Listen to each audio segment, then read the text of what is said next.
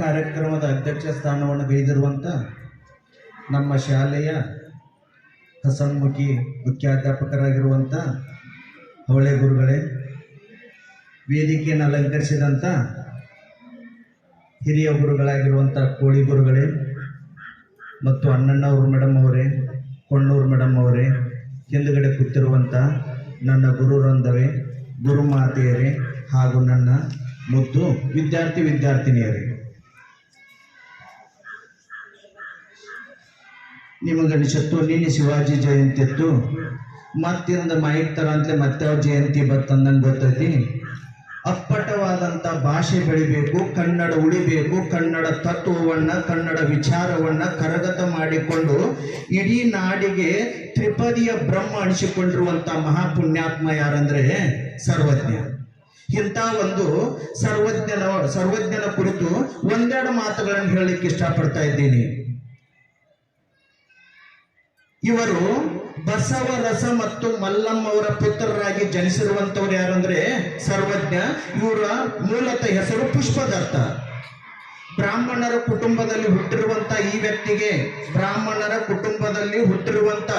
ಈ ವ್ಯಕ್ತಿಗೆ ನೋಡ್ರಿ, ಬಸವರಸ ಮತ್ತು ಮಲ್ಲಮ್ಮನಿಗೆ ಬಹಳ ದಿವಸದಿಂದ ಮಕ್ಕಳಿದ್ದಿರ್ಕಿಲ್ಲತ್ತ. ಆದ್ದರಿಂದ ಕಾಶಿಯಲ್ಲಿರುವಂತ ವಿಶ್ವನಾಥನಿಗೆ ಮೊರೆ ಹೋಗಿದ್ರು. ಕಾಶಿಯಲ್ಲಿರುವಂತ ವಿಶ್ವನಾಥನ ಅನುಗ್ರಹದಿಂದ ಆಶೀರ್ವಾದದಿಂದ ಹುಟ್ಟಿರುವಂತವರೇ ಯಾರಂದ್ರೆ ಪುಷ್ಪದತ್ತ. ಆ ಪುಷ್ಪದತ್ತವೇ ನಮ್ಮ ಮುಂದೆ ಭಾವಚಿತ್ರದೊಳಗಿದ್ದಂತ ವ್ಯಕ್ತಿನೇ ಯಾರಂದ್ರೆ ಸರ್ವಜ್ಞ. ಸರ್ವಜ್ಞನೆಂಬುವನು ಗರ್ವದಿಂದಾದವನೇ, ಸರ್ವರೊಳಂದೊಂದು ನುಡಿಯನ್ನು ಕಲಿತು ವಿದ್ಯದ ಪರ್ವತವೇ ಆದ ಸರ್ವಜ್ಞ.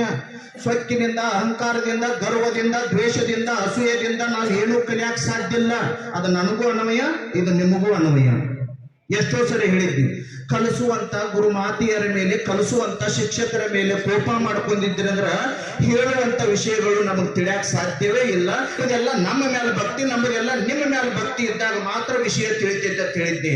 ಆದ್ದರಿಂದ ಕಲಿಬೇಕಾಗಿತ್ತರ ಗರ್ವ ಬಿಡಬೇಕು, ಸೊಕ್ಕ ಬಿಡಬೇಕು, ಅಹಂಕಾರ ಬಿಡಬೇಕು. ಅದನ್ನು ಬಿಟ್ಟಾಗ ನಾವು ಬಾಗಿದಾಗ ಏನಾದ್ರು ಒಂದಿಷ್ಟು ಪರಿವರ್ತನೆ ಆಗ್ಲಿಕ್ಕೆ ಸಾಧ್ಯತೆ. ಅಂತ ವ್ಯಕ್ತಿ ಯಾರ್ದಾರಂದ್ರೆ ನಮ್ಮ ನಿಮ್ಮೆಲ್ಲರ ಮುಂದೆ ಭಾವಚಿತ್ರದ ರೂಪದೊಳಗಿರುವಂತ ವ್ಯಕ್ತಿ ಯಾರಂದ್ರೆ ಸರ್ವಜ್ಞ. ಮಾತಿನ ಬಗ್ಗೆ ಬಹಳ ಚಂದ ಹೇಳ್ತಿದ್ರು. ಎಲ್ಲರ ಕಡೆ ತ್ರಿಪದಿಯ ಬ್ರಹ್ಮ ಅಂತ ಕರೀತಾರೆ. ಬಹಳ ದಿವಸಕ್ಕೆ ಹುಟ್ಟಿರುವಂತ ಪುಷ್ಪದತ್ತ ಏನಾಗಿದ್ದಂದ್ರೆ ಸರ್ವಜ್ಞ ಆಗಿದ್ದ. ಇವರು ಜನಿಸಿದ್ದು ನಮಗೂ ಗೊತ್ತಿದೆ. ಯಾವ್ದಂದ್ರೆ ಹಾವೇರಿ ಜಿಲ್ಲೆ ಒಳಗೆ ಬರುವಂತ ಹಿರೇಕ್ಯಾರೂರು ತಾಲೂಕದೊಳಗ ಅಂಬಲೂರು ಎಂಬ ಗ್ರಾಮದೊಳಗೆ ಜನಿಸಿರುವಂತ 16ನೇ ಶತಮಾನದೊಳಗ ಒಬ್ಬ ಸಂತ ಅಂತ ಕರಿಬಹುದು, ಒಬ್ಬ ಬೈರಾಗಿ ಅಂತ ಕರಿಬಹುದು, ಒಬ್ಬ ವಿರಾಗಿ ಅಂತ ಕರಿಬಹುದು, ಒಬ್ಬ ಕವಿ ಅಂತ ಕರಿಬಹುದು. ಅದಕ್ಕಿಂತ ಹೆಚ್ಚಾಗಿ ಆಸು ಕವಿ ಅಂತ ಕರೀತಾರೆ ಇವರನ್ನ. ಹಾಸು ಕವಿ ಅಲ್ಲ, ಆಸು ಕವಿ. ದ.ರಾ. ಬೇಂದ್ರೆಯವರನ್ನ ವರಕವಿ ಅಂತ ಕರೆದ್ರು, ಇವರನ್ನ ಆಸು ಕವಿ ಅಂತ ಕರೆದ್ರು. ಯಾಕಂದ್ರೆ ಗಾಡ್ ಗಿಫ್ಟ್, ದೇವರು ಕೊಟ್ಟು ವರ. ಆದ್ದರಿಂದ ದ.ರಾ. ಬೇಂದ್ರೆಯವರನ್ನ ವರಕವಿ ಅಂತ ಕರೆದು ಇವರನ್ನ ಏನಂತ ಕರಿತಾರಂದ್ರ ಆಸು ಕವಿ. ಆಸು ಕವಿ ಅಂದ್ರೆ ನಿಂತಲ್ಲೇ ಕುಂತಲ್ಲೇ ನೋಡಿದ್ದನ್ನ ತ್ರಿಪದಿ ರೂಪದೊಳಗೆ ಬರೆಯುವ ಶಕ್ತಿ ಯಾರಿಗಿತ್ತಂದ್ರ ಈ ವ್ಯಕ್ತಿಗಿತ್ತು. ಅದನ್ನ ನಾವು ಆಸು ಅಂತ ಕರಿತು. ಅದ್ ಈಗ ಹೇಳಿರ್ತಿತ್ತು ನೋಡ್ರಿ ನಿಮಗ ನಮ್ಮೆ ಆಸು ಭಾಷಣ. ಭಾಷಣ ಅಂದ್ರೆ ಪೂರ್ವ ತಯಾರಿಯಾಗಿ ಮಾಡುವುದು ಭಾಷಣ. ಆಶು ಭಾಷಣ ಅಂದ್ರೆ ಒಂದು 4 ಚೀಟಿ ಬರೆದು ಕೊಡ್ತಾರೋ, ಇದ್ರೊಳಗೆ ತಿಳಿದದ್ದು ನೀವು ಮಾತಾಡಿರ್ತಾರೋ. ಹಂಗ ಕಂಡದ್ದನ್ನ ನೋಡಿದ್ದನ್ನ ಯಾರ ತ್ರಿಪದಿ ಒಳಗೆ ಬರಿತಿದ್ರಂದ್ರ ಈ ನಮ್ಮ ಸರ್ವಜ್ಞನು ಬರಿತಾ ಇದ್ದ. ಅದಕ್ಕೆ ಮಾತಿನಿಂದ ಬಹಳ ಚಂದ. ಓದಿದ ಓದು ತಾ ಮೇದ ಕಬ್ಬಿನ ಸಿಪ್ಪೆಯಂತೆ, ಓದಿನ ತಿರುಳನು ತಾನರಿ ಆ ಸಿಪ್ಪೆಯೂ ಸಹ ಕಬ್ಬಾದಂತೆ ಸರ್ವಜ್ಞ. ಬಹಳ ಚಂದ ಹೇಳಿದ್ರ. ಓದಿ ಹೆಂಗೈತಂದ್ರ ನಮಗ ಸಂಬಂಧ ಬರ್ತೈತಿ. ಪುಸ್ತಕ ನೋಡಿದ್ವು ಅಂದ್ರ ತೊಡೆ ಮಂದಿ ನಮ್ಮನ್ನ ಹಿಡ್ದ ಹೇಳ್ತು. ಪುಸ್ತಕ ದ್ವಾಡದಿತ್ತಂದ್ರ ಹಿಂಗ ಮೊದಲು ನೋಡುದ, ಪರಿವಿಡಿ ನೋಡುದ, 420 ಪೇಜ್ ಮಡಿಚ ಇಟ್ಟ ನೀ ಅತ್ತನ ಇತ್ತ. ಆದ್ರ ಅದ ಅಭ್ಯಾಸಕ್ಕೆ ಒಳಪಟ್ಟು ಅಂದ್ರ ಆಳಕ್ಕೆ ಇಳಿದು ಅಂದ್ರ ಈಗಿನ ಕೆಲವೊಂದು ಮಕ್ಕಳು SSLC ವಿದ್ಯಾರ್ಥಿನಿಯರು ಈ ಓದಿನ ಆಳಕ್ಕೆ ಇಳಿದಾರ. ಈಗ ಸದ್ದ ಆಳಕ್ಕೆ ಇಳಿದಾರ. ಸರ್ ಅದಕ್ಕೆ ಯಾಕೆ ಹಂಗೆ ಕರಿತಾರೋ, ಇದಕ್ಕೆ ಯಾಕೆ ಹಿಂಗೆ ಕರಿತಾರೋ. ಹಂಗಾರೆ ಸಮಸ್ಯೆ ಹುಟ್ಟುದು ಯಾವಾಗಂದ್ರ ಓದಿದಾಗ ಸಮಸ್ಯೆ ಹುಟ್ಟಾವು. ನಡಿಕಿನೊಳಗ ಕಷ್ಟ ಅನ್ನೋದು ಗೊತ್ತಾಗ್ತೈತಿ, ತೊಂದರೆ ಅನ್ನೋದು ಗೊತ್ತಾಗ್ತೈತಿ, ನಡೆದಾಗ ಕಾಲು ನೋವು ಬರ್ತೈತಿ. ಹಂಗ ಓದಿದಾಗ ಸಮಸ್ಯೆನೂ ಗೊತ್ತಾಗ್ತೈತಿ. ಹಂಗ ಓದು ತಾ ಮೇದ ಕಬ್ಬಿನ ಸಿಪ್ಪೆಯಂತೆ, ಓದಿನ ತಿರುಳನ್ನು ತಾಣರಿ ಆ ಸಿಪ್ಪೆಯೂ ಸಹ ಕಬ್ಬಾದಂತೆ ಸರ್ವಜ್ಞ. ಅದಕ್ಕೆ ನಾವು ಅಂತೀವಲ್ಲ, ಬರೀ ಹಂಗ ಓದಿ ಬಿಟ್ಟು ಅಂದ್ರ ಇದ್ರೊಳಗೆ ತಿರುಳಿಲ್ಲ ಹುರುಳಿಲ್ಲ ಅಂತ ತಿಳ್ಕೊಂಡು ಒಗದು ಬಿಡಬಹುದು. ಆದ್ರ ತಿರುಳಿನೊಳಗೂ ಏನೈತಿ ಅಂದ್ರೆ ಒಟ್ಟು ಹುರುಳೈತಿ. ನಮಗ ಅನಿಸ್ತೈತಿ ಕಸದೊಳಗೂ ರಸವನ್ನು ಹುಡುಕ್ಯಾಡಿರುವಂತ ಪುಣ್ಯಾತ್ಮ ಯಾರಂದ್ರೆ ಈ ಸರ್ವಜ್ಞ. ಮತ್ತೊಂದು ಮಾತಿ ನಿಮ್ಮ ನಗೆ ನುಡಿಯು, ಮಾತಿ ನಿಮ್ಮ ಹಾಗೆ ಕಲವು, ಮಾತಿ ನಿಮ್ಮ ಸರ್ವ ಸಂಪದವು, ಜಗದೊಳು ಮಾತೇ ಮಾಣಿಕ್ಯ ಸರ್ವಜ್ಞ. ಮಾತಂದ್ರೆ ಬಂಗಾರ. ಬರೀ ಆಭರಣ, ವಜ್ರ, ವೈಡೂರ್ಯ, ಸಿರಿ, ಸಂಪತ್ತ, ಹೊಲ, ಗದ್ದೆ, ಅರಮನೆ ಇವೆಲ್ಲ ಸಂಪತ್ತುಗಳು. ನಿಜವಾದ ಸಂಪತ್ತು ಯಾವ್ದಂದ್ರ ಒಂದು ಮುತ್ತಿನಂತ ಮಾತು. ಬಹಳ ಸೊಗಸಾಗಿ ಹೇಳ್ತಿದ್ರತ್ತ ಹಿರಿಯರ ಮುಂದೆ ಮಾತುಗಳು ಹೆಂಗಿರ್ಬೇಕಂದ್ರ ಶತ್ರುಗಳ ಮುಂದೆ ಕತ್ತಿ ಹಂಗಿರ್ಬೇಕತ್ತ, ಹಿರಿಯರ ಮುಂದೆ ಹತ್ತಿ ಹಂಗಿರ್ಬೇಕತ್ತ, ನಿಮ್ಮಂತ ಮಕ್ಕಳ ಮುಂದೆ ಮುತ್ತಿನಂಗಿರ್ಬೇಕತ್ತ. ಅಂತ ಮುತ್ತಿನಂತ ಮಾತುಗಳನ್ನ ಇಡೀ ನಾಡಿಗೆ ಕಲಿಸ್ಕೊಟ್ಟಿರುವಂತ ವ್ಯಕ್ತಿ ಯಾರಂದ್ರೆ ನಮ್ಮ ನಿಮ್ಮೆಲ್ಲರ ಅಚ್ಚುಮೆಚ್ಚಿನ ಕವಿ ಯಾರಂದ್ರೆ ಈ ಸರ್ವಜ್ಞ. ಅದಕ್ಕ ಮಾತಿನಿಂದ ಕಲಹ, ಮಾತಿನಿಂದ ಜಗಳ ಎಲ್ಲ ಕೊಳ್ತಿ. ದೇಶಗಳ ನಡುವೆ ದ್ವೇಷ ಹುಟ್ಟಬೇಕಾಗಿತ್ತರ ಮಾತು ಕಾರಣಕ್ಕೆ, ಮಣಿ ಇದ್ದದ್ದು ಮೂರಾ ಬಟ್ಟೆ ಆಗ್ಬೇಕಾದ್ರೆ ಮಾತು ಕಾರಣಕ್ಕೆ. ಆದ್ದರಿಂದ ಮಾತುಗಳು ಮನುಷ್ಯನನ್ನ ಒಂದು ಮಾಡ್ತಾವು, ಮಣಿಯನ್ನು ಒಂದು ಮಾಡ್ತಾವು. ಅವ ಮಣವನ್ನು ಮುರಿತಾವು, ಮಣಿಯನ್ನು ಮುರಿತಾವು. ಆದ್ದರಿಂದ ಮಾತು ಚೆನ್ನಾಗಿರ್ಲಿಕ್ಕೆ ತಿಳ್ಕೊಂಡು ಯಾರು ಹೇಳಿದ್ದಾರಂದ್ರ ಸರ್ವಜ್ಞ ಅವ್ರು ಹೇಳಿದ್ರು. ಮತ್ತಿನ್ನು ಮಾತುಗಳು ಹೆಂಗಿರ್ಬೇಕಂದ್ರ ಸಮಯ, ಸಂದರ್ಭ, ಸನ್ನಿವೇಶ ನೋಡಿ ಮಾತುಗಳು ಬರ್ಬೇಕು. ನಾವು ಒಮ್ಮೆ ಅಂತಲ್ಲ ಭಾಷಣದೊಳಗೆ ಇದನ್ನ ಮಾತಾಡ್ಬೇಕಂತ ತೊಡೆ ಮಂದಿ ತಯಾರಾಗಿ ಬಂದಿರ್ತಾರೋ, ತಯಾರಾಗಿ ಬಂದು ಕೂಡ ಮೊದಲಿಂದ ಕೊನೆಯದ ಮೊದಲು ತೊಂದು ಬರ್ತಾರೋ, ಮತ್ತ ಮೊದಲು ಇದ್ದಿದ್ದು ಕೊನೆಗೆ ಹಾಕ್ತಾರೋ. ನಿಮ್ಗೆ ಎಷ್ಟು ಸರಿ ಇಲ್ಲ. ಸಮಯ ಸಂದರ್ಭಕ್ಕೆ ತಕ್ಕಂತೆ ಮಾತು ಬರ್ದಿದ್ರೆ ಮಾತಿಗೆ ಬೆಲೆ ಇರೋದಿಲ್ಲ. ದೊಡ್ಡ ಮಂದಿ ಹೇಳ್ತಾರೆ ಅವಸರ ಹೇಳಿದಾಗ ನಾನು ಹಿಡ್ಕೊಂಡು ಹೇಳ್ತಾನ. ಕಾರ್ಯಕ್ರಮಕ್ಕೆ ಬಂದಿರುವಂತ ಎಲ್ಲರಿಗೂ ಧನ್ಯವಾದಗಳು. ಮುಗಿತ ಎಂಬಲಕ್ಕೆ ನೀವು ಓದ್ತೀರಿ. ಸ್ವಾಗತ ಅನ್ನೋ ಜಾಗದಾಗ ಧನ್ಯವಾದಗಳು ಅನ್ನೋದ, ಧನ್ಯವಾದಗಳು ಅನ್ನೋ ಜಾಗದಾಗ ಸ್ವಾಗತ ಅನ್ನೋದ. ಇದು ತಪ್ಪು ಸಹಜ ಐತಿ. ಕುತ್ತಾಗ ಭಾಳ ಚಂದ ಕೂತಿರ್ತೀವಿ ನಾವು. ಯಾಕಂದ್ರೆ ಇನ್ನೊಬ್ರು ತಪ್ಪು ಹುಡುಕ್ಯಾಡ್ದು ಅಂದ್ರೆ ನಮಗೆ ಅಗದಿ ಖುಷಿ. ಸರ್ಗಳು ಸರ್ವಿಸ್ ಆಯ್ತು, ಸ್ವಾಗತ ಇದ್ದ ಜಾಗದಾಗ ಧನ್ಯವಾದ ಅತ್ತಾರು, ಧನ್ಯವಾದ ಇದ್ದಾಗ ಸ್ವಾಗತ ಅತ್ತಾರು. ಅಟ್ಟಾರ ಅರಿವು ಬೇಡ ಅವರಿಗೆ, ಹಾಕೊಂಡಿದ್ದ ಅರಿವಲ್ಲ ವಿಚಾರ. ತೊಡೆ ಮಂದಿ ಇರ್ತಾರೆ ಅಲ್ಲಿ ಕುತ್ತಾಗ ಎಲ್ಲರಿಗೂ ನೆಟ್ಟಗಣ ಬರ್ತೈತಿ. ಎದ್ದು ನಿಂತಾಗ ಒಮ್ಮೆ ದೊಡ್ಡ ಸಭೆ, ಸಮುದ್ರದಂತ ಸಭೆ ಅಂತಂದ್ರ ಗೊತ್ತಾಗೋದಿಲ್ಲ ನಮ್ಮನ್ನ ಎದಕ್ಕೆ ಕರೆದಾರ. ಅದಕ್ಕೆ ಪ್ರತಿಯೊಂದು ಕಾರ್ಯಕ್ರಮಕ್ಕೆ ಪೂರ್ವ ತಯಾರಿ ಇಲ್ಲದೆ ಯಾವುದೇ ಕಾರ್ಯಕ್ರಮ ಮಾಡಬಾರದು. ನಿಮ್ಗೆ ಎಷ್ಟೋ ಸರಿ ಹೇಳಿದ್ನ ಮಕ್ಕಳಿಗೆ, ನಿಮ್ಗೆಲ್ಲರಿಗೂ 1, 2 ಬರ್ತಾವ, ಖರೆ ಅನುಕ್ರಮವಾಗಿ ಬರ್ಬೇಕಲ್ಲ. ಕಾನ್ವೆಂಟ್ ಮಕ್ಕಳು 1, 2 ಅಂದ್ರೆ ಸಣ್ಣ ಹುಡುಗರು ಅತ್ತಾವ ಹೇಳಿದ್ನಾನ. 1, 2 ಹೆಂಗ್ ಬರ್ತಾವಂದ್ರೆ 1, 90, 89. ಆದ್ದರಿಂದ 1, 2, 3, 4 ಬರ್ಬೇಕಾದ್ರೆ ಒಂದು ಪೂರ್ವ ತಯಾರಿ ಬೇಕು. ಕಾರ್ಯಕ್ರಮ ಪೂರ್ವ ತಯಾರಿ ಇಲ್ದರ್ಕ ಹಿಂದ ಮುಂದೆ ಆಗ್ತೈತಿ. ಆದ್ದರಿಂದ ಮಾತು ಚೆನ್ನಾಗಿರ್ಬೇಕು. ಅದಕ್ಕೆ ಹೊತ್ತಿಗೊದಗದ ಮಾತು 10,000 ವ್ಯರ್ಥ. ಹೊತ್ತಿಗೊದಗದ ಮಾತು 10,000 ವ್ಯರ್ಥ. ಕತ್ತೆ ಕೂಗಿದರೆ ಫಲ ಉಂಟು. ಮಹಾ ಮಾತುಗಳು ಕತ್ತೆ ಕೂಗಿಗಿಂತ ಕಷ್ಟ. ಸರ್ವಜ್ಞ ಹೊತ್ತಿಗೆ ಒದಗದ ಮಾತುಗಳನ್ನ ನೆನ್ ತಗೊಳೈತೆ. ಪಿಟಿ ಪಿಟಿ ವಟ ವಟ ವಟ ವಟ ಕೆಲ್ತವ್ರು ಮಾತಾಡ್ಕೊತ ಕೂತಿರ್ತಾರ ನೋಡ್ರಿ. ನಾವು ಬಂದು ಪುನಃ ಬಳಸ್ರ ಏನ ಸರ ನಿಮ್ಮ ಸಬ್ಜೆಕ್ಟ್ ಓದಾಕತ್ತಿದ್ದು ರೀ. ಮತ್ತೆ ನಾವು ಒಂದಿಟ್ಟು ದೂರ ಆಗಿವ ಇವುಗಳು ನಾವು ಹೋಗಿದ, ಅವುಗಳು ನೀವು ಹೋಗಿದ, ತೊಡೆ ಮಧ್ಯ ಹಿಂಗ ನೋಡ್ಕೊತ ಕೂತಿರ್ತಾರೋ. ಇದರಿಂದ ನಿಮ್ ಸಾಧನೆ ಆಗುದಿಲ್ಲ. ಮಾತಾಡಬೇಕಾಗಿತ್ತರ ಹೊತ್ತು, ಸಮಯ, ಸಂದರ್ಭ, ಸನ್ನಿವೇಶಕ್ಕೆ ಮಾತುಗಳು ಬರ್ತಂದ್ರ ಅವು ಮುತ್ತಾಗ್ತಾವು. ಇಲ್ಲಂದ್ರೆ ಅದ ಅಪ್ಪತೆ ಬರದೇ ಇದ್ರ ಅವು ಮೃತ್ಯು ಆಗ್ತಾವು. ಮೌನದಿಂದ ಜಗತ್ತನ್ನು ಗೆದ್ದವರು ತೊಡೆ ಮಂದಿದವರು, ಮಾತಿನಿಂದ ಜಗತ್ತನ್ನು ಗೆದ್ದವರು ತೊಡೆ ಮಂದಿದವರು. ಅದಕ್ಕೆ ಸಮಯ ಸಂದರ್ಭಕ್ಕೆ ಏನು ಬರಬೇಕಂದ್ರ ಒಂದು ಪಾಠ ಹೇಳ್ತಾನಂದ್ರ ಆ ಸನ್ನಿವೇಶ ನೆನಪು ಬರಬೇಕ, ಆ ಮಾತು ನೆನಪು ಬರಬೇಕ. 10,000 ನಾ ಭಾಳ ಓದೇನಿ, ಖರೆ ಹೇಳುತ್ತೆ ನೆನಪು ಬರದೇ ಇದ್ರ ಅದು ವ್ಯರ್ಥ ಆಗ್ತೈತಿ. ಅಂತ ಮಾತಿನ ಬಗ್ಗೆ ಗುಣಗಾನ ಮಾಡಿರುವಂತ ಪಂಡಿತ, ಮಹಾನ್ ಧೀರ ಯೋಧ ಯಾರು ಕರಿತೀವಿ ಅಂದ್ರೆ ನಾವು ಸರ್ವಜ್ಞನನ್ನು ಕರಿತೀವಿ. ಇನ್ನ ಜಾತಿ ಬಗ್ಗೆ ಮೊದಲು ಹೇಳ್ತಿದ್ರು. ಬ್ರಾಹ್ಮಣರ ಕುಟುಂಬದೊಳಗೆ ಹುಟ್ಟಿದ್ದು ಮನುಷ್ಯ. ಜಾತಿ ಹೀನನ ಮನೆಯ ಜ್ಯೋತಿತಾ ಹೀನವೇ, ಜಾತಿ ವಿಜಾತಿಯನ ಬೇಡ, ದೇವನೊಲಿದಾತನೇ ಜಾತ ಸರ್ವಜ್ಞ. ಎಲ್ಲರೂ ದೇವರ ಮಕ್ಕಳಿದೆವು. ಆ ಜಾತಿ, ಈ ಜಾತಿ, ಆ ಕುಲ, ಈ ಕುಲ, ಯಾವುದು ಕುಲ ಶ್ರೇಷ್ಠ ಅಲ್ಲ. ಆದ್ದರಿಂದ ಜಾತಿ ಅನ್ನಕ್ ಹೋಗ್ಬ್ಯಾಡ್ರಿ. ಜಾತಿ ಜಾಗದೊಳಗೆ ಜ್ಯೋತಿ ಇಟ್ಟು ಒಂದು ಬರೀ. ಜ್ಯೋತಿ ಅಂದ್ರೆ ಬೆಳಕಿನ ಸಂಕೇತ, ಅರಿವಿನ ಸಂಕೇತ, ಎಲ್ಲರನ್ನು ಜ್ಞಾನವನ್ನು ಹೊರಗೆ ಹಾಕುವಂತ ಸಂಕೇತ. ಆದ್ದರಿಂದ ಜಾತಿ ಬಿಡ್ರಂತ ತಿಳ್ಕೊಂಡು 16ನೇ ಶತಮಾನದೊಳಗೆ ಯಾರು ಹೇಳಿದ್ರಂದ್ರ ಸರ್ವಜ್ಞನು ಹೇಳಿದ್ರು. ಮತ್ತೊಂದು ಸೊಗಸಾದ ತ್ರಿಪದಿ ಹೇಳ್ತಾರೆ ನೋಡ್ರಿ. ನಡೆಯುವುದೊಂದೇ ಭೂಮಿ, ಕುಡಿಯುವುದೊಂದೇ ನೀರು, ಸುಡುವ ಅಗ್ನಿ ಒಂದೇ ಇರುತ್ತಿರಲು, ಕುಲ ಗೋತ್ರದ ನಡುವೆ ಎತ್ತರದು ಸರ್ವಜ್ಞ ಅಲ್ಲ. ಆಕಾಶ ಆಧಾರ ಕೊಟ್ಟತಿ, ನಡ್ಯಾಕ ಭೂಮಿ ಅವಕಾಶ ಕೊಟ್ಟತಿ, ಉಸಿರು ಉಳಿಬೇಕಾಗಿತ್ತರ ದೇವ್ರ ಗಾಳಿ ಕೊಟ್ಟಾನು, ನಮ್ಮ ಪ್ರಾಣ ಉಳಿಬೇಕಾದ್ರೆ ಕುಡಿಯಾಕ ನೀರು ಕೊಟ್ಟಾನು, ಆಹಾರ ಬೇಯಿಸಬೇಕಾಗಿತ್ತ ನಮಗೆ ಅಗ್ನಿ ಕೊಟ್ಟಾನು. ಪಂಚಭೂತಗಳಿಂದ ಹುಟ್ಟಿರುವಂತ ಈ ದೇಹ, ಅದರಲ್ಲಿ ತಾರತಮ್ಯ ಇಲ್ಲ, ಜಾತಿ ಇಲ್ಲ, ಕುಲ ಇಲ್ಲ, ಪಂಗಡಿಲ್ಲ, ಪಂತಿಲ್ಲ. ಅದನ್ನ ಬಿಟ್ಟ ಜಾತಿ ಯಾಕೆ ಮಾಡ್ತೀರಿ? ಆ ಜಾತಿ ಒಳ್ಳೆಯದಲ್ಲ ಅಂತ ತಿಳ್ಕೊಂಡು 16ನೇ ಶತಮಾನದೊಳಗೆ ಪ್ರತಿಯೊಬ್ಬರಿಗೆ ಮನ ಮುಟ್ಟುವಂತೆ ಹೇಳಿದ್ದು ಅದು ಈಗಾದ್ರೂ ಇನ್ನೂ ಜೀವಂತ ಐತಿ. ಹೇಳಿ ಹೋದವ್ರು ಸಾಕಷ್ಟು ಮಂದಿದಾರು. ಅದಕ್ಕೆ ನಿನ್ನೊಂದು ಹವಳೇಶ್ವರ ಮಾತು ಹೇಳಿದ್ರು, ಹೇಳೋರೆಲ್ಲ ಬಹಳ ಮಂದಿ ಆಗ್ಯಾರ, ಕರೆ ಫಾಲೋ ಅಪ್ ಇಲ್ಲತ್ತ. ಸಿದ್ದೇಶ್ವರ ಸ್ವಾಮಿಗಳು ಮನೆ ಇದ್ದವ್ರು ಹೇಳಿ ಹೋಗಿಬಿಟ್ರು, ಹೇಳುದೆಲ್ಲ ಮುಗಿದು ಹೋಗಿದೆ, ಇನ್ನು ಪಾಲಿಸೋದು ಮಾತ್ರ ಬಾಕಿ ಉಳಿದಿದೆ. ಹೇಳುದೆಲ್ಲ ಐತಿ. ಅದಕ್ಕ ಈ ಜಾತಿ ಆಗ್ಲಿ, ಕುಲ ಆಗ್ಲಿ, ಪಂಗಡ ಆಗ್ಲಿ, ನಮ್ಮ ವೈಷಮ್ಯ ನಮ್ಮಲ್ಲಿ ದ್ವೇಷವನ್ನು ಹುಟ್ಟಿಸ್ತಾವು. ಆದ್ದರಿಂದ ನಮ್ಮಲ್ಲಿ ಏಕಾಗ್ರತೆ ಬರಬೇಕಾಗಿತ್ತರ, ವೈವಿಧ್ಯತೆಯಲ್ಲಿ ಒಂದಾಗಬೇಕಾಗಿತ್ತರ, ಸಂತೋಷದಿಂದ ಬಾಳಬೇಕಾಗಿತ್ತರ, ಬದುಕಬೇಕಾಗಿತ್ತರ.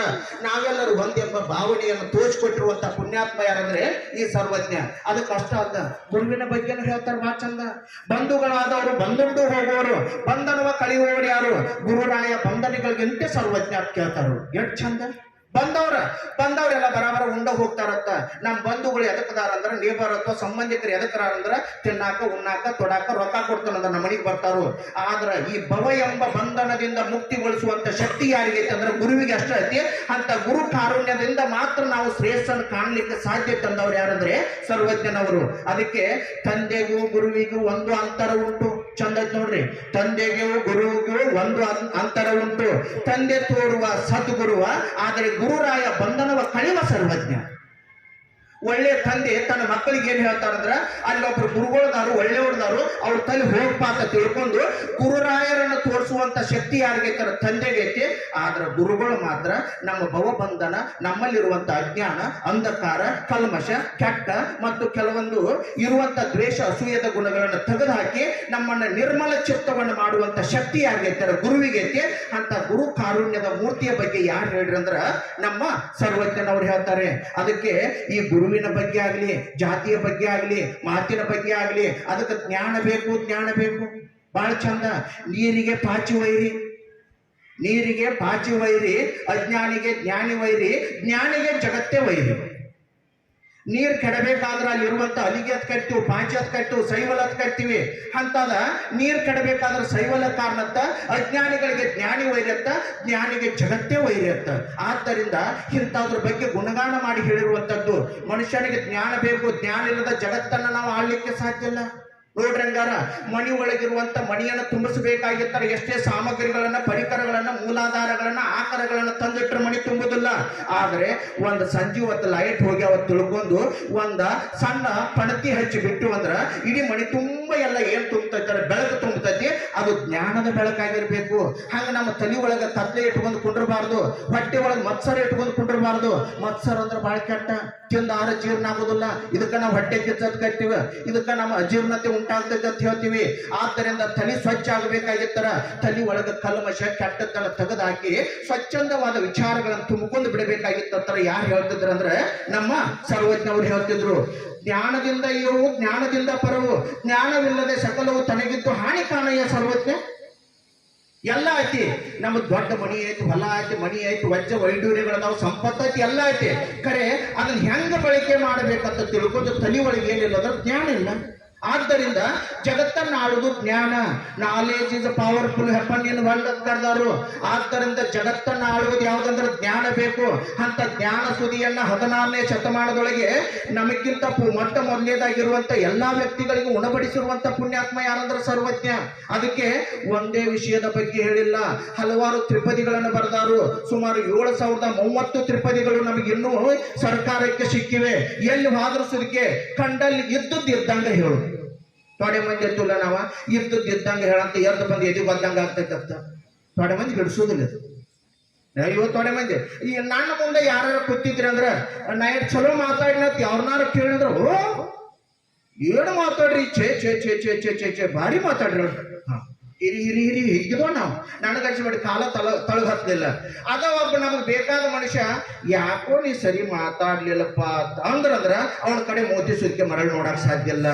ಇದ್ದಂಗ ಹೇಳ್ರೆ ಭಾಳ ತೊಂದರೆ ಆಗ್ತೈತಿ. ಹಂಗ ಕಂಡಂಗ ಹೇಳಿದವನು, ಇದ್ದಂಗ ಹೇಳಿದವನು ಜನ ಒಪ್ಪಗೋರಿ ಬೇಕಾರೆ ಬಿಡ್ರಿ. ಅದಕ್ಕೆ ಹೇಳ್ತಾರೆ ಬಸವಣ್ಣವ್ರು ಹೇಳ್ತಿದ್ರ, ನಿಂದಕರನ್ನು ನನ್ನ ಮನೆ ಮುಂದೆ ಮನೆ ಕಟ್ಟಿ ಇಟ್ಟುಕೊಳ್ಳುತ್ತೇನೆ. ಅವರು ದಿನಂಪ್ರತಿ ನಾನು ನಿಂದಿಸ್ತಾ ಇದ್ರೆ, ನಾನು ಬೈತಾ ಇದ್ರೆ ನಾನು ಶುದ್ಧ ದಾರಿ ಒಳಗೆ ನಡೆಯುತ್ತೇನೆ. ಆದ್ದರಿಂದ ನಾನು ಹೊಗಳು ಬಟ್ಟರು ಬೇಕಾಗಿಲ್ಲ, ನನ್ನನ್ನು ಸ್ತುತಿ ಮಾಡುವಂತ ಯಾವುದು ನಿಂದಿಸುವಂತ ಯಾವ್ದು ಬೇಕಂದ್ರೆ ಕೆಟ್ಟ ವ್ಯಕ್ತಿಗಳು ನನ್ನ ಮನೆ ಮುಂದಿರ್ಲಿ ಅಂತವ್ರು ಯಾರಂದ್ರ ಬಸವಣ್ಣವ್ರು ಹೇಳಿದ್ರು. ಅದಕ್ಕೆ ಒಳ್ಳೆ ವಿಚಾರಗಳು ಕರಿಯ ನಿತ್ತಡವಲ್ಲೇ ಸಿರಿಯ ನಿತ್ತಡವಲ್ಲೇ ಪಿರಿದಪ್ಪ ರಾಜ್ಯ ನಿತ್ತಡವಲ್ಲೇ ನಿಮ್ಮ ಶರಣರ ಸುಳ್ಳುಡಿಯ ಒಂದು ಅರಗಳಿಗಳಿಗೆ ಇತ್ತರೆ ನಿಮ್ಮನ್ನು ನಿತ್ಯ ಕಾಣ ರಾಮನಾಥ ಜೇಡರ ದಾಸಿಮಯ್ಯ ಇವರಂಗೆ ಹೇಳಿದ್ರು. ಜಗತ್ತನ್ನು ಗೆಲ್ಲಬೇಕಾಗಿತ್ತರ ಆಣಿ ಕೊಟ್ಟರೆ ಬೇಡ, ಅಂಬಾರಿ ಕೊಟ್ಟರೆ ಬೇಡ, ವಜ್ರ ವೈಡೂರ್ಯ ಕೊಟ್ಟರೆ ಬೇಡ, ಅರಮನೆ ಕೊಟ್ಟರೆ ಬೇಡ, ಆದ್ರೆ ಒಂದು ಸುಳ್ಳು ನುಡಿ ಅಂದ್ರೆ ನಿಮ್ಮ ಲೆಕ್ಕದಾಗ ಸುಳ್ಳು ನುಡಿ ಅಲ್ಲ. ಸುಳ್ಳು ನುಡಿ ಅಂದ್ರ ಒಳ್ಳೆಯ ನುಡಿ, ಯೋಗ್ಯವಾದ ನುಡಿ, ಒಳ್ಳೆ ವಿಚಾರಗಳು ಯಾರು ಹೇಳ್ತಾರಲ್ಲ ಅದು ಒಂದಾದ್ರೂ ನನಗೆ ಸಾಕಂತಂದವ್ರು ಯಾರಂದ್ರೆ ಜೇಡರ ದಾಸಿಮಯ್ಯ ಹೇಳ್ತಾರೆ. ಅಂತವ್ರ ವಿಚಾರಧಾರೆಗಳನ್ನು ಯಾರು ಕರಗತ ಮಾಡಿಕೊಂಡಿದ್ರು ನಮ್ಮ ಸರ್ವಜ್ಞವರು ಕರಗತ ಮಾಡಿಕೊಂಡಿದ್ರು. ಅದಕ್ಕೆ ಮಾತು ಎತ್ತಾಗಿರ್ಲಿ, ಎತ್ತಾಗಿ ಹೊತ್ತಾಗಿ ತೊತ್ತಾಗಿ ಮತ್ತೆ ಹಿತ್ತಲದ ಗಿಡವಾಗಿ, ಅಷ್ಟೇ ಅಲ್ಲದೆ ಮತ್ತೆ ಗುರುವಿನ ಪಾದದ ಕೆರವಾಗಿ ಹಿತ್ತಲಲ್ಲಿರುವೆ ಸರ್ವಜ್ಞ. ಎಲ್ಲಿ ಹೋದ್ರಿ ಅಲ್ಲಿ ಹೋದ್ರು ಬೇಡ, ಇಲ್ಲಿ ಹೋದ್ರು ಬೇಡ, ನಾ ಗುರುವಿನ ಪಾದದ ಕೆರದೊಳಗೆ ನಾ ಇರ್ತೀನಿ ಅಂತ ತಿಳ್ಕೊಂಡು ತನ್ನ ವಿಚಾರವನ್ನ ಗುರುವಿನ ಬಗ್ಗೆ, ಜನರ ಬಗ್ಗೆ ಮತ್ತು ವ್ಯವಸ್ಥೆಯ ಬಗ್ಗೆ, ಜಾತಿಯ ಬಗ್ಗೆ ಗುಣಗಾನ ಮಾಡಿ ಸಮಾಜವನ್ನು ತಿದ್ದಲಿಕ್ಕೆ ಮುಂದೆ ಬಂದಿರುವಂತ ವ್ಯಕ್ತಿ ಯಾರಂದ್ರೆ ಸರ್ವಜ್ಞ. ಒಂದಲ್ಲ ಎರಡಲ್ಲ ಸಾವಿರಾರು ತ್ರಿಪದಿಗಳ ಮೂಲಕ ಸಮಾಜದ ಸ್ವಾಸ್ಥ್ಯವನ್ನು ಕಾಪಾಡಲಿಕ್ಕೆ ಹೊಂಟಿರುವಂತ ಪುಣ್ಯಾತ್ಮದಾನು. ಅವಗೂ ಸಾಕಷ್ಟು ಸಮಸ್ಯೆಗಳಿದ್ದು ಆ ಸಮಸ್ಯೆಗಳನ್ನು ಒತ್ತಿ ಆ ಸಮಸ್ಯೆಗಳನ್ನು ಬದಿಗಿಟ್ಟು ಹೋರಾಟ ಮಾಡಿ ಸಮಾಜದ ಸ್ವಾಸ್ಥ್ಯವನ್ನು ಕಾಪಾಡಬೇಕು, ಸಮಾಜ ಸುಂದರವಾಗಿರಬೇಕು, ಜಾತಿ ವ್ಯವಸ್ಥೆಯನ್ನು ದೂರ ಮಾಡಬೇಕು, ಮೌಢ್ಯತೆಗಳನ್ನು ಬದಿಗೊತ್ತಿಡಬೇಕು. ಅಷ್ಟೇ ಅಲ್ಲ, ಕೃಷಿ ಬಗ್ಗೆ ನಮಗೆ ಪದೇ ಪದೇ ಹೇಳ್ತಾರೋ, ನಮಗೊಂದು ಅಭ್ಯಾಸ ನೀವು ಗೊತ್ತಿಲ್ಲ, ಕೋಟಿ ವಿದ್ಯೆಗಳಲ್ಲಿ ಮೇಟಿ ವಿದ್ಯೆಯೇ ಮೇಲು, ಕೋಟಿ ವಿದ್ಯೆಗಳಲ್ಲಿ ಮೇಟಿ ವಿದ್ಯೆಯೇ ಮೇಲು, ಕೋಟಿ ರಾಟಿ ದಾಟಿ ದೇಶಕ್ಕೆ ಕೇಡು ನೋಡು ಸರ್ವಜ್ಞ. ನಮ್ಮ ದೇಶ ಕೃಷಿ ಪ್ರಧಾನ ದೇಶ. ಈ ದೇಶದೊಳಗ ಎಲ್ಲರೂ ವ್ಯವಸಾಯ ಮಾಡಬೇಕ, ತಿನ್ಬೇಕಾದ್ರೆ ಉಣ್ಬೇಕಾದ್ರೆ ಉಡಬೇಕಾದ್ರೆ ತೊಡಬೇಕಾದ್ರೆ ಬದುಕಬೇಕಾದ್ರೆ ಬಾಳ್ಬೇಕಾಗಿತ್ತು. ಅತ್ಯವಶ್ಯಕವಾಗಿ ಏನ್ ಬೇಕಂದ್ರ ನಾವು ಕೃಷಿ ಮಾಡಬೇಕ. ಆದ್ರ ಈಗ ಕೃಷಿಗ ಅಲ್ಲೋಲ ಕಲ್ಲೋಲ ಆಗಿಬಿಟ್ಟತಿ. ವ್ಯವಸಾಯ ಅಂದ್ರೂ ದೂರ ಆಗಿಬಿಡ್ತು. 16ನೇ ಶತಮಾನದೊಳಗೆ ಬೇಸಾಯ ಬಿಟ್ರೆ ಬದುಕುದಿಲ್ಲ, ಬೇಸಾಯ ಬಿಟ್ರೆ ಬದುಕುದಿಲ್ಲ, ವ್ಯವಸಾಯ ಬಿಟ್ರೆ ಬದುಕುದಿಲ್ಲ ಅನ್ನುವಂತ ಕಾಲದೊಳಗ ಈಗ ಕಾಲ ಹೆಂಗಾಗಿತ್ತಾರ, ರೈತನ ಮಗ ರೈತನಾಗಿದ್ದರೆ ಅವನಿಗೆ ಮದುವೆ ಮಾಡಬೇಕಾದರೆ ಹೆಣ್ಣನ್ನು ಕೊಡುವುದಿಲ್ಲ. ಇಲ್ಲಿಗೆ ಬಂದ ಏನ್ ಮಾಡ್ತಾನೆ ನಿಮ್ಮ ಹುಡುಗ? 50 ಎಕರೆ ಹೊಲ ಐತ್ರಿ, ಓ ಬೇಡಪ್ಪ, ಮಗಳು ಹೋಗಿ 50 ಎಕರೆ ಹೊಲ ನೋಡಕ್ ಆಗುದಿಲ್ಲ, ಆಯ್ತೋ ಇಲ್ಲೋ ಕೇಳುದಷ್ಟ, ಕರೆ ಹೊಲಕ್ ಮಾತ್ರ ಹೋಗೋದು ಬೇಡ. ಪರಿಸ್ಥಿತಿ ಹೆಂಗ ಬಂದು ಬಿಡ್ತು. ಹೊಲ ಇದ್ದಾವ ದೊಡ್ಡವಾಗ, ಈಗ ಹೊಲ ಇಲ್ಲದಾವ್ ದೊಡ್ಡವಾಗಿ ಬಿಟ್ಟಾನು. ಯಾಕಂದ್ರೆ ಮನುಷ್ಯರು ಬದಲಾವಣೆ ಆದ್ರು, ಬದುಕು ರೀತಿ ಬದಲಾವಣೆ ಆಯ್ತು. ಇದು ಹೆಂಗೈತಂದ್ರ ಈ ಒಂದು 5-6 ವರ್ಷದಿಂದ ಮರಾಠಿ ಹೆಂಡತಿ ಅಂತ ತಿಳ್ಕೊಂಡು ಗೋಪ್ಯಾಕಾಶ ಒಂದು ನಾಟಕ ಮಾಡಿದ್ರು. ನಿಮಗೂ ಗೊತ್ತೈತೆ, ಹೆಣ್ಣ ಕೊಟ್ರ ಪುಣ್ಯ ಬರ್ತೈತ್ರಿ. ಅದೊಂದು ಬಾಳ ಚಂದ ಇತ್ತು, ಗೋಪ್ಯ ಅಂದ ಕಾಶ ಅಂತ ಬಾಳ ಚಂದ ಅನಿಸುತ್ತ. ಅದು ಹೆಂಗೈತಂದ್ರ ಕನ್ಯಾ ಹುಡುಕ್ಯಾಡಿ ಸಾಕಾತ್ರಿ, ಮದುವೆ ಆಗದವ್ರಿಗೆ ಹೆಣ್ಣು ಕೊಟ್ರ ಪುಣ್ಯ ಬರ್ತೈತ್ರಿ. ನಾ ಬದಲು ಮಾಡಿಲ್ಲ, ಅದು ಹಿಂಗಿತ್ತು. ಕನ್ಯಾ ಹುಡುಕ್ಯಾಡಿ ಸಾಕಾತ್ರಿ, ನನಗೊಂದು ಹೆಣ್ಣು ಕೊಟ್ರ ಸಾಕಾಗಿ ಹೋಗೈತ್ರಿ. ನನಗಲ್ಲ, ಮದುವೆ ಆಗಲ್ದವ್ರಿಗೆ ಹೆಣ್ಣು ಕೊಟ್ರ ಸಾಕಾಗೈತಿ. ಅದನ್ನ ಒಂದು ಏಟು ಬದಲು ಮಾಡೀನಿ. ಹಿಂಗ ಕಾಲ ಬದಲಾಗಿ ಹೋತು. ಯಾಕಂದ್ರೆ ಇದ್ದು ಅಪ್ಡೇಟ್ ಆಗ್ಬೇಕು, ಅಪ್ಡೇಟ್ ಇಂದ ಬದುಕಾಗುದಿಲ್ಲ. ನಾನು ನಿಮಗೆ ಪದೇ ಪದೇ ಹೇಳ್ತಲ್ಲ, ಅವ್ರು ಹಂಗೆ ಹೇಳಿದ್ದಾನೆ ಯಥಾವತ್ತಾಗಿ ಹೇಳ್ಕೊತ ಹೊಂಟು ಅಂದ್ರ ಸರ್ಗಳದೇನು ತಲೆ ಕೆಟ್ಟೈತೆ. ಮಕ್ಕಳ ಮರಿ ಇರಾಕಲ್ಲಿ ಹಿತ್ತ ಹಾಡ ಹೆಂಗೆ ಹಾಡ್ತಾರ ನಾವು ತೋಡಿ ಮಂದೈತಿ. ಅದಕ್ಕೆ ಸ್ವಲ್ಪ ಇದ್ದ ಟೂಣ, ಇದ್ದ ರಾಗ, ಇದ್ದ ದಾಟಿ ಸ್ವಲ್ಪ ಬದಲಾವಣೆ ಮಾಡಿ ಹೇಳಿದ್ದೀನಿ. ಬದುಕು ಹೆಂಗೈತೆ ಅಂದ್ರ ಈ ರೀತಿಯಾಗಿ ನಮ್ಮ ಬದುಕ ಕತ್ತಲಿ ಒಳಗೆ ಇರೋದು ಬೇಡ. ಜ್ಞಾನವನ್ನು ಹಂಚೋಣ, ಜ್ಞಾನ ದಾಸೋಹವನ್ನು ಪಡೆಯೋಣ, ಸಕಲರನ್ನು ಒಂದು ಮಾಡೋಣ. ಅಂತ ಜಗತ್ತಿಗೆ ಮತ್ತು ಇಂಥ ಒಬ್ಬರು ಸಂತರು ಬೇಕು. ಒಳ್ಳೆಯ ತ್ರಿಪದಿಗಳನ್ನು ಹಾಡಿ ತ್ರಿಪದಿಗಳ ಬ್ರಹ್ಮಾಣಿಸಿಕೊಂಡು ಕನ್ನಡ ನಾಡಿನ ಸಾರತ್ವ ಲೋಕವನ್ನು ಆಳಿರುವಂತ ಪುಣ್ಯಾತ್ಮ ಯಾರಂದ್ರೆ ಈ ಸರ್ವಜ್ಞ. ಇಂಥ ಸರ್ವಜ್ಞ ದಿನಾಚರಣೆ ನಿಮಿತ್ತ ಒಂದೆರಡು ಮಾತುಗಳನ್ನು ಹೇಳಲು ಅವಕಾಶ ಮಾಡಿಕೊಟ್ಟಿರುವಂತ ನನ್ನ ಗುರುವೃಂದಕ್ಕೂ ಅಷ್ಟೇ ಮುಕ್ತವಾಗಿ ಮನಸ್ಸಿನಿಂದ ಸ್ವಚ್ಛಂದವಾಗಿ ಕೇಳಿರುವಂತ ತಮಗೆಲ್ಲರಿಗೂ ಅನಂತ ಧನ್ಯವಾದಗಳನ್ನು ಅರ್ಪಿಸಿ ನನ್ನ ಮಾತುಗಳಿಗೆ ವಿರಾಮ ಹೇಳ್ತಾ ಇದ್ದೀನಿ.